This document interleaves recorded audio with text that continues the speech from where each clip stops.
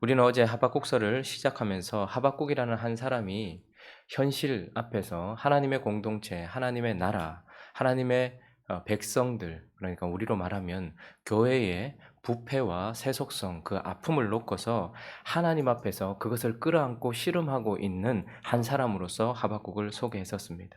그렇게 하나님 앞에서 그 하나님의 백성들의 부패성과 그 문제를 놓고서 씨름하는 그 씨름 속에서 우리가 사실 깨닫게 된 것은 하박국이 생각했던 것처럼 하나님께 문제가 있었던 것이 아니라 그 씨름 속에서 우리가 결국 깨닫게 되는 것은 하박국에게 문제가 있었다라는 것이었습니다.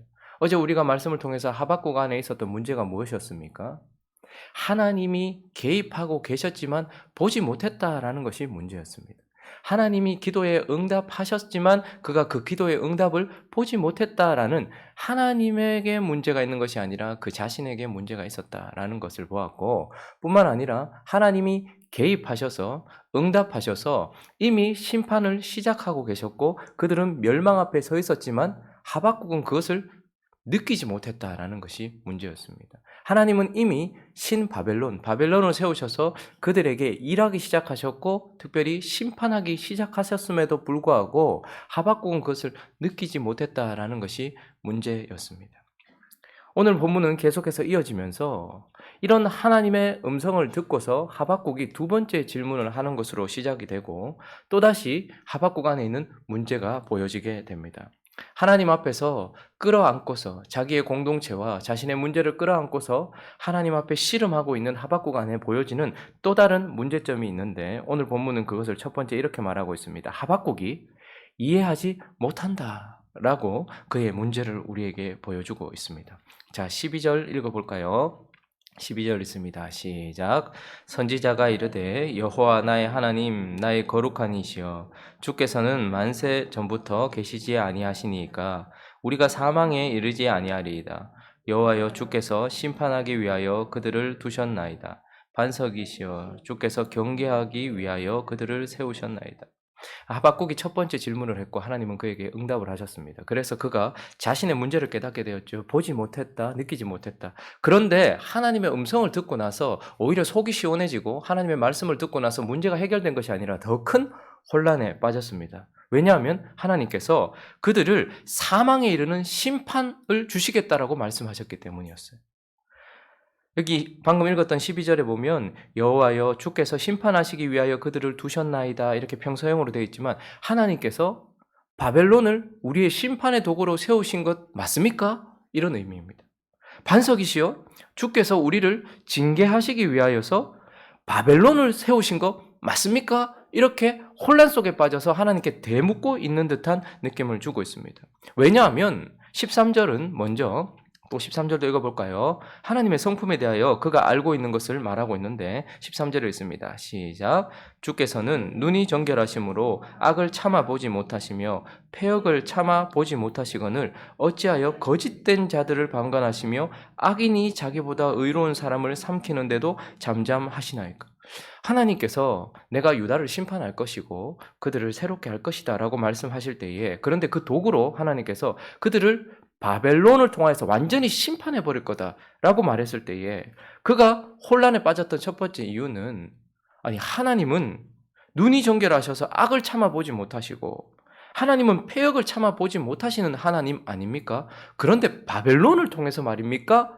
라고 지금 그가 혼란에 빠졌던 것입니다. 15절을 보시면 바벨론을 통하여서 그들을 심판한다는 것이 이해가 되지 않았던 이유 중에 하나는 15절도 읽어볼까요? 시작. 그가 낚시로 모두 낚으며 그물로 잡으며 투망으로 모으고 그리고는 기뻐하고 즐거워하여. 우리가 어제 본문에서도 살펴봤던 것처럼 그들은 아주 포악하고 흉측한 백성이었습니다. 그러니까 잔인하기가 그지없는 갈대아 사람이라는 말입니다. 이스라엘 백성들의 패역 때문에 하나님께서 하박국이 이스라엘이 패역했다라는 것 때문에 가슴 아파했어요. 그런데 그들을 치겠다고 일으키는 바벨론은 이스라엘의 패역하고는 비교가 되지 않을 만큼 악한 자들이었단 말입니다. 그런데 그런 사람들, 사람을 고기 낚듯이 낚고 고기 잡듯이 투망으로 잡으면서 그러면서도 기뻐하고 있는 그래서 실제로 바벨론 사람들이 이스라엘 사람들을 끌고 갈 때 등에 갈고리를 꽂거나 아니면 입에 갈고리를 꽂거나 코에 갈고리를 꼽아서 그렇게 마치 낚시하듯이 사람들을 데리고 갔죠. 그러면서도 기뻐하고 즐거워했던 그런 패역한 하나님의 백성의 패역함 때문에 부르짖던 하박국에게 하나님은 더 패역한 백성을 통하여서 심판하겠다고 하시니까 이게 이해가 되지 않는 거예요. 16절도 보실까요? 16절 읽어봅니다. 시작. 그물에 제사하며 투망 앞에 분향하오니 이는 그것을 힘입어 소득이 풍부하고 먹을 것이 풍성하게 됨이니이다. 그들은 또 사람들 앞에 아주 흉폭한 사람이었을 뿐만 아니라 그물에 제사를 한대요. 그것 때문에 자기가 무엇을 얻었기 때문이겠죠. 투망 앞에서 분향한대요. 하나님의 백성들이 하나님 앞에서 거침없이 죄를 저지르고 있는 그 죄악 때문에 가슴 아파하던 그에게 하나님도 아닌 아예 우상을 섬기고 있고 아예 하나님 없는 삶을 살고 있는 아주 무지한 우상 숭배자들을 통하여서 하나님의 백성을 또 그렇게 심판하신다고 하니까 이 하나님의 심판이 이해가 되지 않는 것입니다.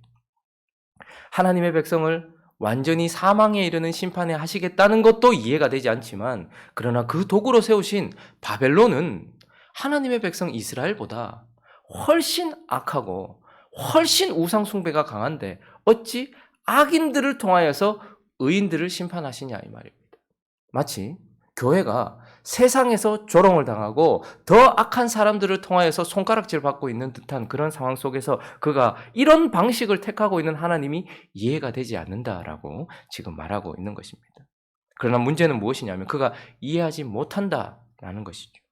또 하나 그가 이것을 끌어안고서 하나님께 씨름하고 있으면서 깨닫게 되는 하박국의 문제는 사실 진짜 문제는 이해하지 못한다라는 것이 아니라 하박국이 받아들이지 못한다라는 거예요.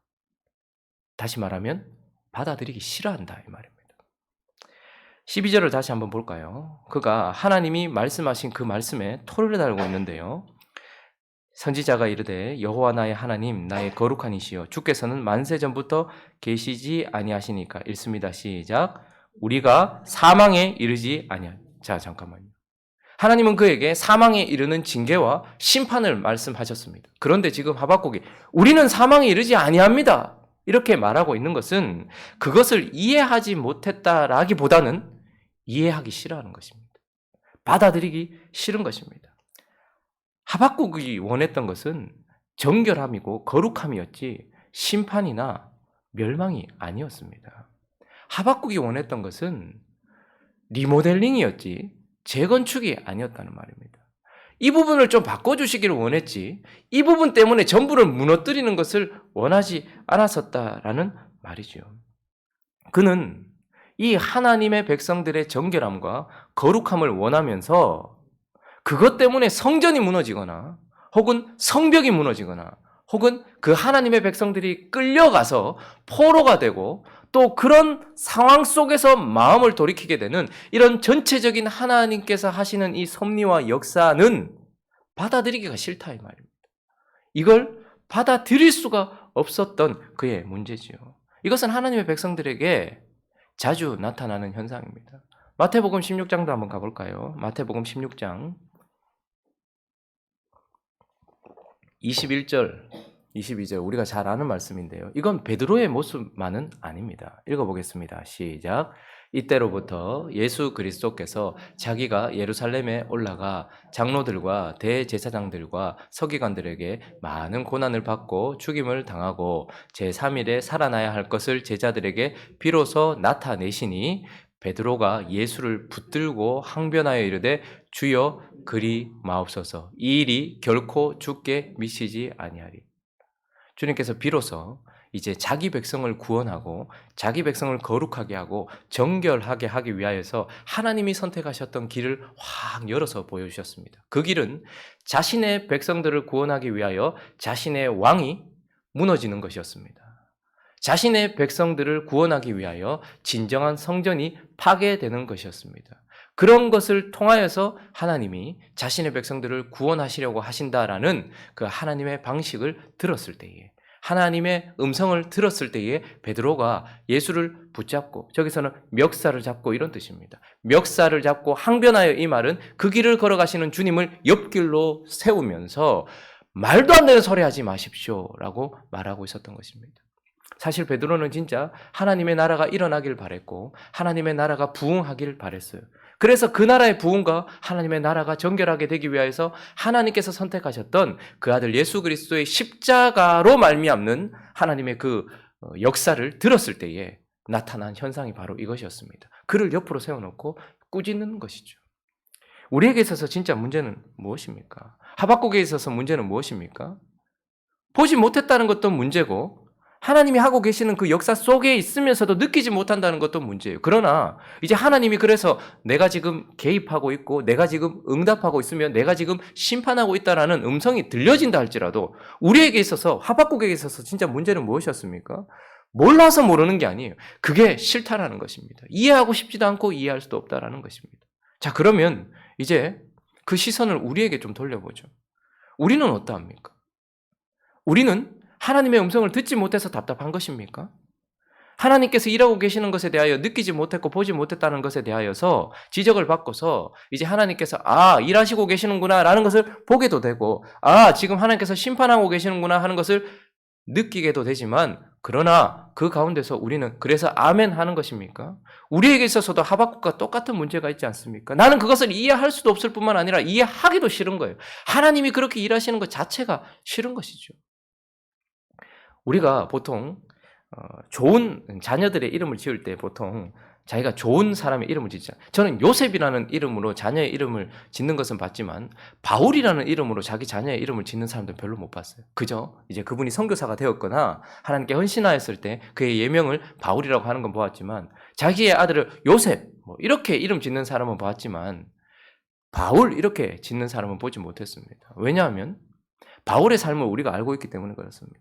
여러분, 바울의 삶을 우리가 해석할 때에도 그것에 대한 우리의 반감이 분명히 묻어있다는 것을 보게 됩니다. 여러분, 바울이 하나님께서 바울을 통해서 일하실 때에 그것이 사실 이해가 되고 또 받아들여지십니까? 바울은 수많은 교회를 세웠습니다. 그가 수많은 성경을 썼어요. 그가 했던 말이 하나님의 음성으로 우리에게 들려집니다. 이런 일들을 했던 사람이지만 그러나 그의 인생 속에 역사하셨던 하나님의 역사는 사실 이해하고 싶지도 않은 역사입니다.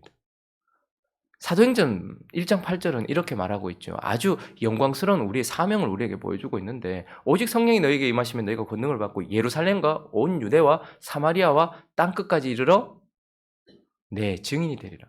여러분, 이거 얼마나 영광스러운 우리의 사명이고 그리스도인들의 사명입니까? 그런데 이 사명이 성취되는 것은 저걸 딱 거꾸로 8장 1절로 가볼까요? 8장 1절에 갔을 때에 이 성취, 복음이 예루살렘을 넘어갑니다. 온 유대로 퍼지죠. 유대를 넘어가서 사마리아로 가고 사마리아를 넘어서 땅끝까지 가게 하기 위하여서 하나님이 선택하셨던 방법은 무엇입니까? 읽어봅니다. 시작. 사울은 그가 죽임당함을 마땅히 여기더라. 그날에 예루살렘에 있는 교회에 큰 박해가 있어 사도 외에는 다 유다와 사마리아와 모든 땅으로 유다와 사마리아와 모든 땅으로 흩어진 하나님의 말씀의 성취가 그 앞에, 교회에 정확하게 대상 앞에 뭐가 있었다고 말합니까? 뭐가 있었어요? 그냥 박해 아닙니다. 큰 박해. 하나님이 이렇게 일하시는 거예요. 근데 이게 남의 이름은 괜찮은데 바울에게도 똑같이 일어났던 것 아닙니까? 사도행전 14장 한번 가볼까요? 5절부터 한번 읽어보겠습니다. 시작. 이방인과 유대인과 그 관리들이 두 사도를 모욕하며 돌로 치려고 달려드니 그들이 알고 도망하여 루가오니아의 두 성 루스드라와 더베와 그 근방으로 가서 거기서 복음을 전하여. 바울이 어떻게 그렇게 많은 교회에 복음을 전할 수 있었을까요? 물론 바울 안에 열정이 있었습니다. 그러나 바울이 그렇게 많은 곳으로 걸어갔고 그렇게 많은 곳으로 달려가서 그곳에서 복음을 전했던 이유는 방금 우리가 봤던 것처럼 이건 일예입니다. 방금 우리가 봤던 것처럼 그곳에서 복음을 전했더니 어떻게 됩니까? 돌을 들고 치려고 하는 거예요. 그래서 어떻게 하는 거예요? 피하는 거죠. 옆 동네로 갔던 것입니다. 또 19절도 가볼까요? 자, 그래서 옆 동네로 갔어요. 옆 동네로 갔더니 읽어봅니다. 시작. 유대인들이 안디옥과 이고니온에서 와서 무리를 충동하니 그들이 돌로 바울을 쳐서 죽은 줄로 알고 시외로 끌어내치니라. 제자들이 둘러섰을 때에 바울이 일어나 그 성에 들어갔다가 이튿날 바나바와 함께 더베로 가. 이번엔 진짜 돌에 맞았어요. 그래서 돌로 친 자도 그리고 돌에 맞은 사람의 옆에 있는 동료들도 아, 바울 죽었구나 싶었어요. 그런데 바울이 기적적으로 하나님의 은혜로 또 일어났다는 것이죠. 그리고 나서 어떻게 합니까? 또다시 옆 동네로 가는 거예요. 성지순례를 가보시면 바울이 걸어갔던 길을 우리에게 설명을 해줍니다. 야, 어떻게 이걸 차도 아니고 비행기도 아니고 걸어서 갔을까?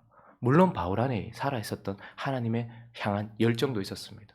그러나 더 실질적이었던 것은 복음이 땅끝으로 퍼져나가기 위하여서 하나님께서 쓰셨던 그 수단이었습니다. 바울의 삶 속에 수많은 박해와 큰 박해가 있었기 때문에 바울은 그렇게 복음을 전파하는 자가 되었다라는 것입니다. 여러분, 이렇게 역사하시는 하나님이 이해가 되십니까? 굳이 그 방법을 쓰셔야 되는가? 굳이 그렇게 하셔야 되는가라는 생각이 들지 않습니까? 거기다가 바울은 어떤 사역을 하고 싶었습니까? 사역자, 여러분들도 섬기고 싶은 영역이 있으시죠? 아니, 나는 아이들을 가리키고 싶은데 주방에 보내고, 나는 주방에서 음식을 하고 싶은데 안내를 세우고, 나는 청년들을 맡고 싶은데 유치부를 보내고, 뭐 이러면 마음이 얼마나 어렵습니까?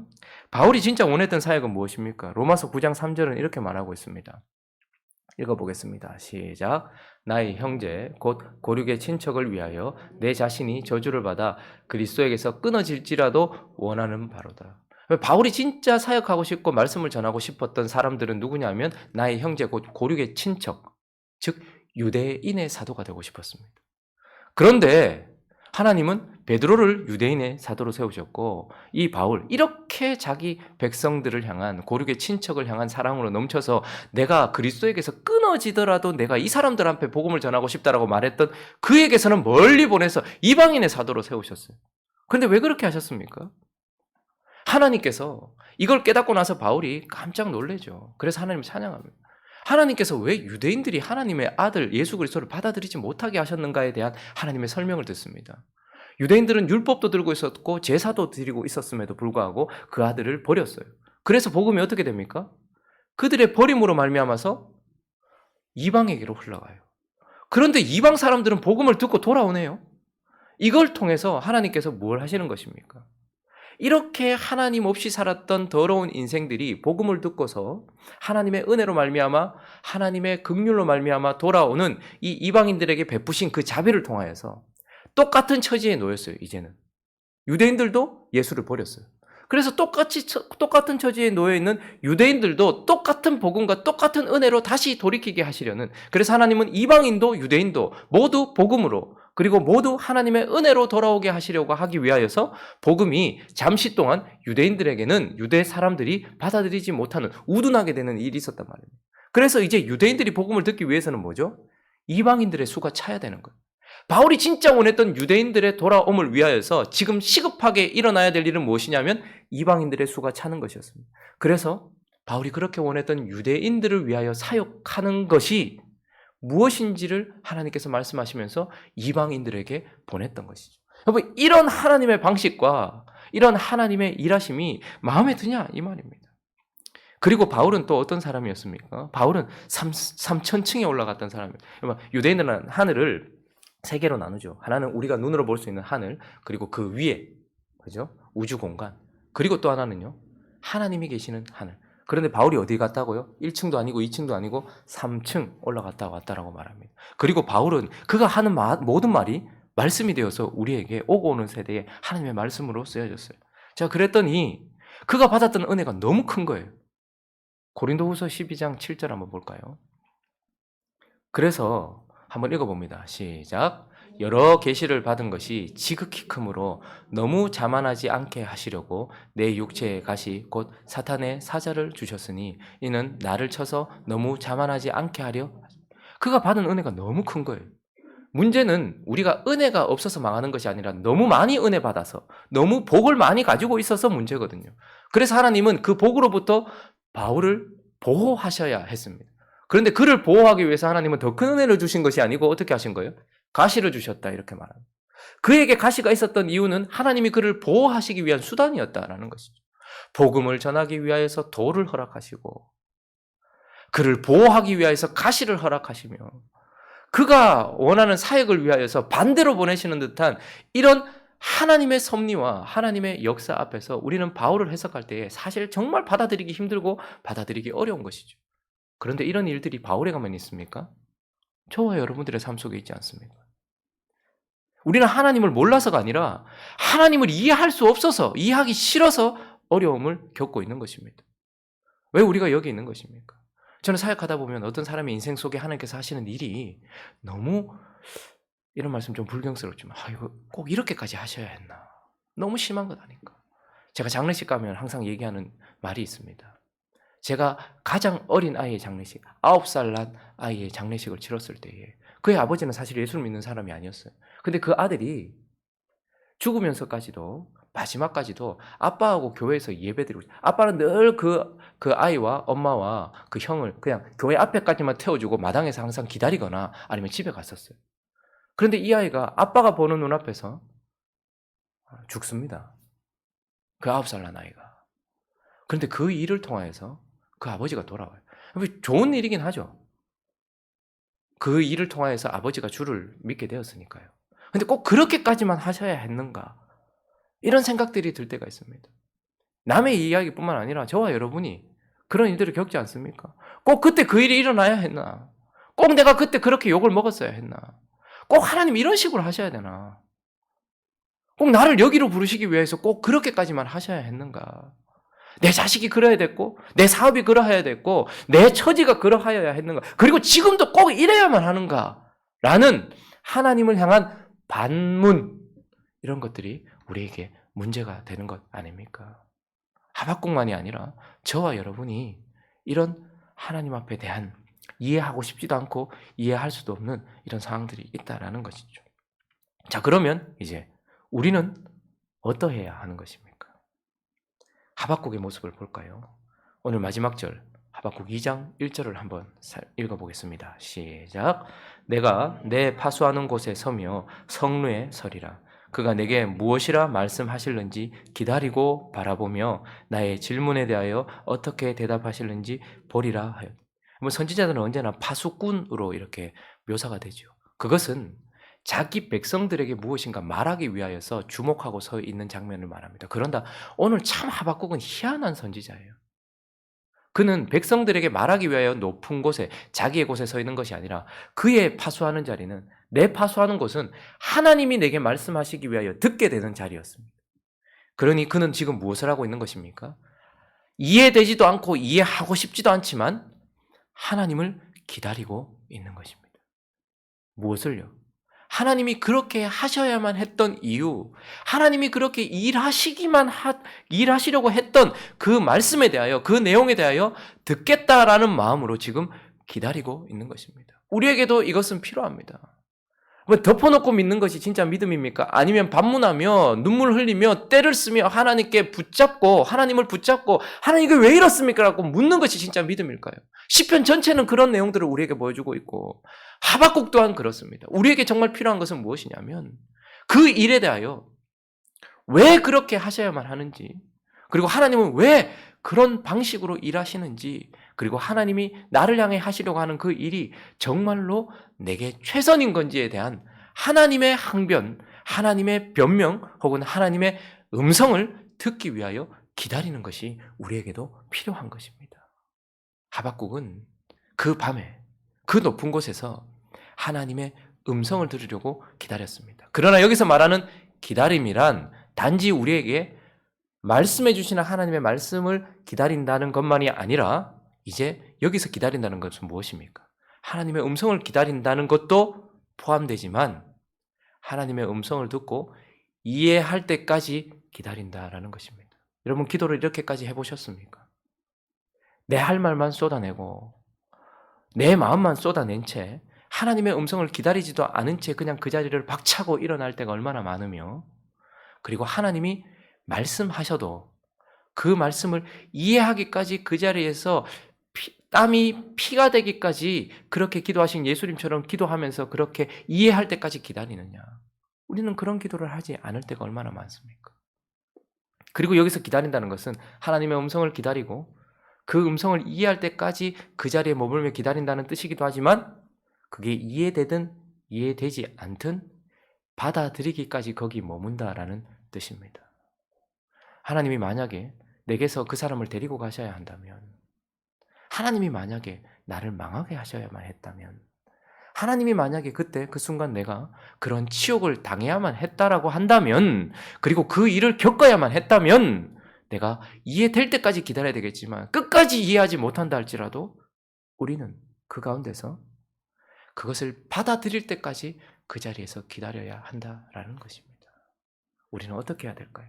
하박국처럼 우리의 성루에 서서 하나님께서 왜 그렇게 하셔야 하는지에 대한 하나님의 음성을 기다리고 그것을 이해하기 위하여 그 자리에 머물며 그것을 받아들이기 위하여 그곳에서 씨름하는 자가 되어야 한다라는 것입니다. 말씀을 정리하겠습니다. 여러분 참 이 시대는 612년 BC 612년부터 599년 사이에 이 하박국이 살았던 이 시대는 지금 우리의 시대와 참 많이 닮았어요. 근데 그 시대에 함께 사역했던 사람들이 있습니다. 뭐 스바냐, 나훔. 근데 그 대표적인 사람이 예레미야입니다. 하나님은 그 시대에 예레미야 같은 선지자를 세워 놓으셨습니다. 예레미야는 눈물을 흘리며 자기 백성들을 향하여 하나님의 말씀을 선포했던 자였어요. 근데 하나님은 그 시대에 동일하게 하박국을 세워 놓으셨습니다. 하박국은 눈물을 흘리며 자기 백성들이 아니라 하나님을 향하여서 그 문제를 놓고서 씨름하면서 하나님께 눈물을 흘리며 메어 달리며 자기의 음성을 쏟아내던 자였습니다. 지금 우리에게 이 말씀을 주시는 이유는 예레미야처럼 백성들을 향하여 선포하는 음성이기보다는 하나님 앞에서 씨름하며 하나님께 우리의 마음을 토로하는 그런 하박국과 같은 사람이 되라는 하나님의 음성 아니겠습니까? 예레미야는 자기 백성들의 변화를 위하여 애쓰고 수고했던 사람입니다. 그러나 하박국은요, 이 문제를 끌어안고 씨름하면서 나 자신의 변화를 놓고서 씨름한 선지자였습니다. 내가 그 말씀을 듣기 위하여, 내가 그 말씀을 이해하기 위하여, 내가 그것을 받아들이기 위하여, 나 자신을 바꾸기 위하여서 하나님을 끌어안고 씨름하고 있었던 선지자였습니다. 우리에게도 이런 하박국과 같은 모습을 통하여서 하나님을 끌어안고 이 교회를 끌어안고 내 인생을 끌어안고 내 이웃을 끌어안고 하나님과 씨름하면서 그분을 기다리고 그분 앞에서 나의 자신을 내려드리는 저와 여러분 되시기를 예수 그리스도 이름으로 축원합니다. 자, 한번 기도하겠습니다. 하나님께 가면 갈수록 문제는 하나님께 있는 것이 아니라 우리에게 있다는 것을 보게 됩니다. 우리는 보지도 못하고 느끼지도 못할 뿐만 아니라 이해하지 못하고 이해할 수도 이해하고 싶지도 않은 하나님의 역사를 보게 됩니다. 그러나 그때 우리는 하나님 앞에 기다려야 합니다. 나의 성루에 올라서 내 파수하는 곳에서 하나님이 뭐라 말씀하시는지 그리고 그 말씀이 이해될 때까지 그리고 그 말씀을 받아들일 때까지 하나님과 씨름하는 저와 여러분이 될 수 있게 달라고 그래서 더 성숙한 그런 모습이 되어질 수 있게 달라고 우리 각자의 기도 제목들을 가지고 함께 기도하며 나아갑니다. 기도하겠습니다.